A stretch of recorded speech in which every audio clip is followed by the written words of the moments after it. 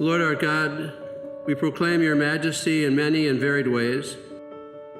Listen to our prayers, that all who come to this Archives and Research Center in pursuit of the arts and sciences may always be docile to the wisdom of your word.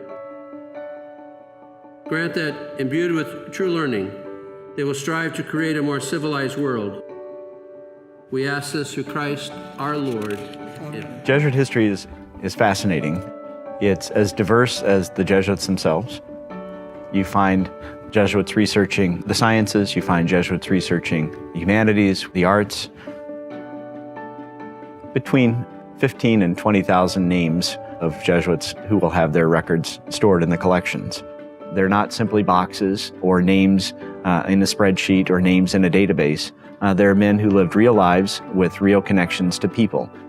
And ultimately, that's what brings me to work every day, is the care for these men's history and how we share those stories with the broader public. This is the first time that we're going to have practically all of the American Jesuit material in one place. So whereas before you might have had to go to 9 or 10 different archives, now you can go to one place and find everything all together. It's an astounding plus for researchers. There's always some new aspect. I found it terribly interesting, the aspects of the society that a researcher could suddenly just pick up a little hint of something somewhere and then expand it.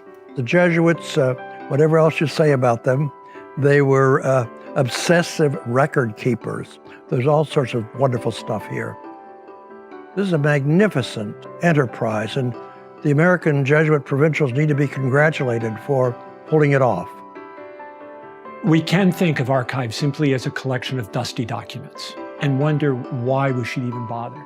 But when you think about it, these are records that deal with the lives and the ministries of Jesuits over more than 200 years, deal with the apostolates that they set up, the missionary trips and the exploratory trips, all of the universities, high schools, parishes, social work, apostolates that were set up by the society across this vast country.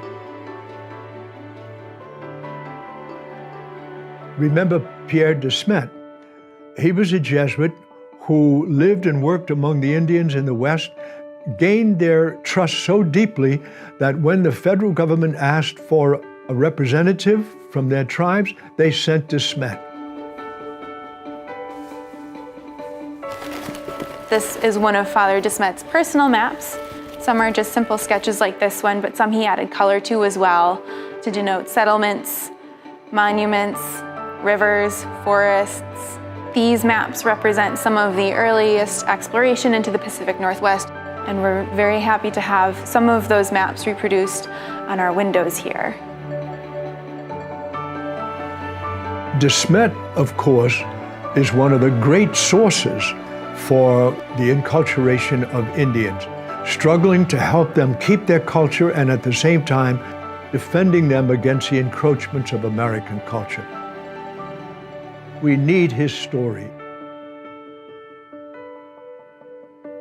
Here we have a few letters between Dan Lord and Cecil DeMille when he worked on his movie, The Queen of Queens, and these are from 1940. One of my favorites is Father Daniel Lord. He formed Catholic Youth of America in the 1930s and 40s and really into the 50s with his pamphlets, his music, his various shows. He was a typical Jesuit in that he could do so many things and do them well and reach a broad audience.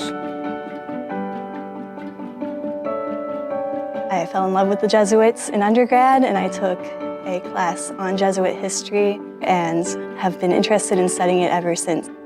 It's amazing to be able to come to one place and have all of the documents pertaining to the Jesuits essentially available in one space.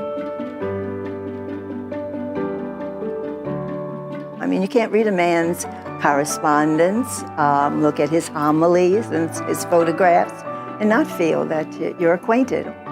Someone said to me, "Do you feel like you know them?" And I said, "Every one of them." And that's my personal treasure that I take away from this work.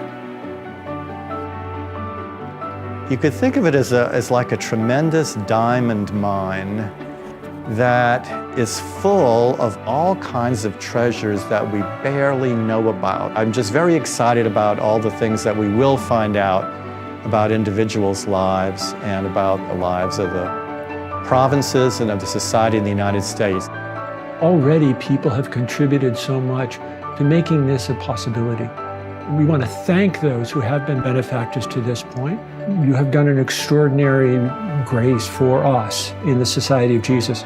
And we encourage others, if you would, to help us, not only to make this place a reality, it already exists, but to help us fund the future for the researchers, the scholars who will use this place, and for all those who will benefit from the studies that emerge from here.